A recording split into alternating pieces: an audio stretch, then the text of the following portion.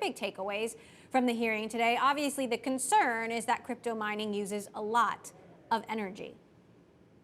Yeah, the big takeaway I had was that this was actually a pretty constructive and balanced conversation. We have seen the energy issue come up in other hearings, about a year ago, most notably on the Senate side in a hearing on the Senate Banking Committee. Elizabeth Warren expressed deep concerns. But I think that the message has gotten out to members of Congress that they want to be thoughtful in their approach to this space. I think there's now an understanding and a realization that Bitcoin and other crypto networks are something that's here to stay, and that this is something that they need to be thoughtful about. And I thought there were some good questions. This is a committee that, unlike the Financial Services Committee or the Senate Banking Committee, they're relatively new to understanding this, but they understood a lot of the nuances between proof of work and proof of stake. And so I was very heartened by the hearing, and hopefully that lays the groundwork for more education as we get into 2022.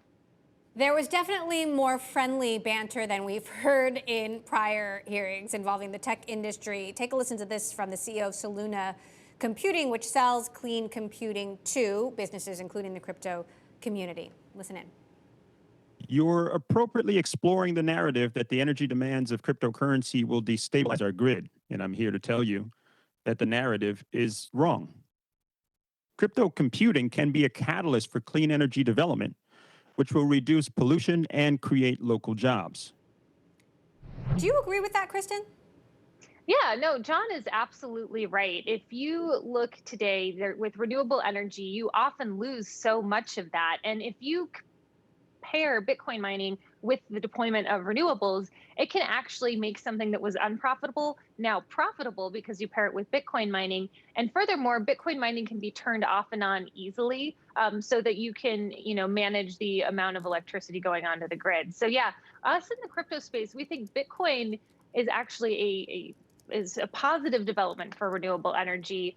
We also heard debate today about some of the other blockchain consensus mechanisms that use less energy. And what we didn't get into, but I would like to see more discussion of going forward, is you can actually do carbon credits very easily on a blockchain. And there's a lot of innovation going on in that space as well. So I think that we have a really good story to tell as an industry and as a community around this space, and that this was a very, very good first step towards getting some of that messaging before Congress. Now, I want you to take a listen to a quick exchange between Representative Dunn from Florida and the CEO of Bitfury, speaking of the developing relationship between the crypto community and Washington. Take a listen. On that efficiency note, we're seeing much more interest in producing ultra-low voltage ASIC chips and whatnot. What are you seeing in that area? The energy improvement from 2013 to 2022 at Bitfury alone is, wait for it, 6,100%. And the pioneering of those kinds of quantum leap, order of magnitude efficiency gains are shared across all of computing. In the same way the space program created lots of benefits for other things in the world, Bitcoin mining has produced a lot of other fundamental innovations for other parts of the world. So we spend a lot of time whining about we can't get enough chips. You're helping us with this. We're on the demand side, that's for sure. Excellent. Kristin, would you say you're seeing a marked improvement in the relationship between the crypto community and Washington, or more understanding? And what does that mean for regulation? Yeah, it's gotten a lot better, and there are a lot of reasons for that. One is that there's a very active community on Twitter and in the crypto space, and we saw this really for the first time in August when the Senate was moving the infrastructure bill through. Crypto Twitter activated. They got in touch with their senators and their congressmen, and they let their voice be heard through Twitter. And this has been an incredibly powerful tool.